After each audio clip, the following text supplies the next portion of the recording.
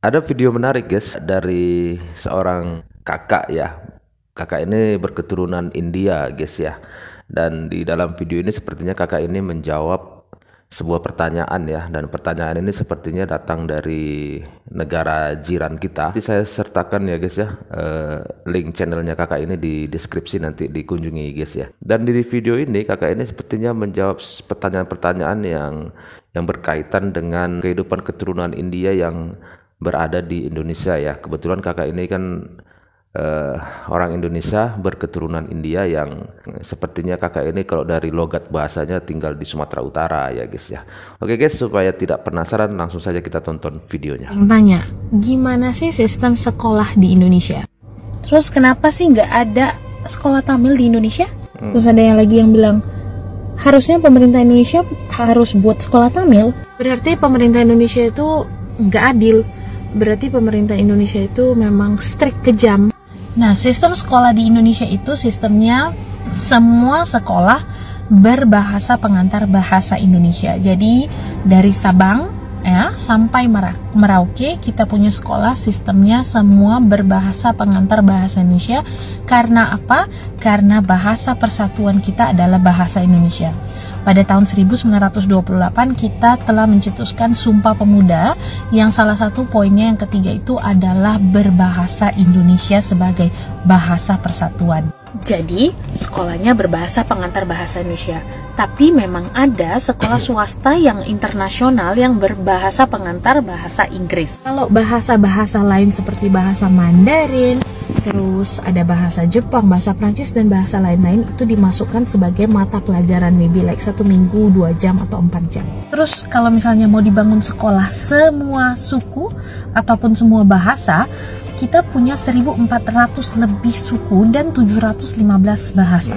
So maybe like 715 bahasa, it's impossible to have 715 jenis sekolah bahasa. Misalnya ya bahasa Madura ada sekolah khususnya, bahasa Jawa ada sekolah khususnya, bahasa Batak ada sekolah khususnya. It's impossible.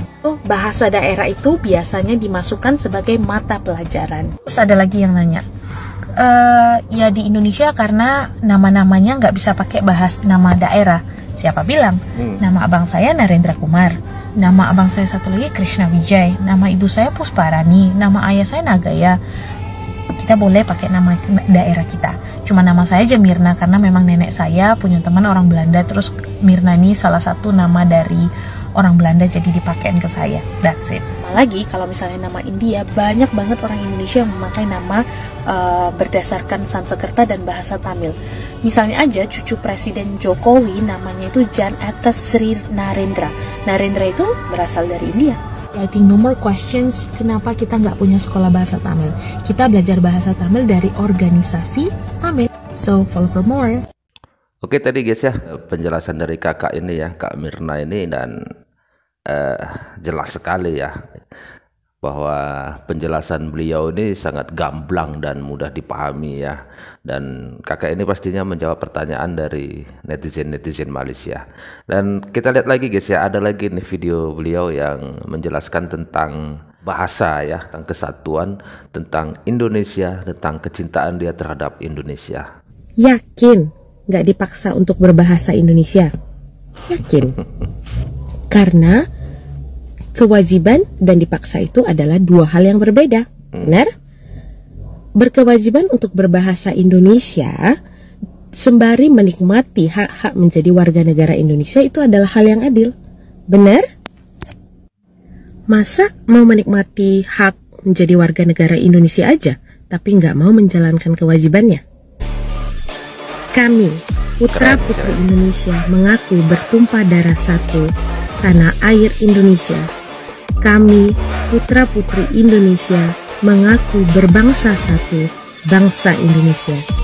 Kami, putra-putri Indonesia, menjunjung bahasa persatuan, bahasa Indonesia. Mantap. Selamat Hari Kesaktian Pancasila. Itu tadi guys ya, kakak ini menjawab banyak pertanyaan dari netizen Malaysia. Dan terakhir, yakin nih kak tak dipaksa, sedangkan mantan pemerintah Indonesia pernah melarang bahasa Mandarin ya. Ini kan pertanyaan-pertanyaan orang-orang Malaysia yang nggak paham tentang situasi Indonesia saat dulu dan sampai sekarang ya. Jelas sekali jawaban dari kakak Mirna ini ya keren banget. Kakak ini menunjukkan rasa nasionalisnya yang luar biasa. Oke guys, terima kasih sudah menonton dan semoga video ini bermanfaat. Dan seperti apa nih menurut kalian tentang jawaban-jawaban cerdas dari kakak Mirna ini. Sampai ketemu lagi, salam sukses buat kita semua.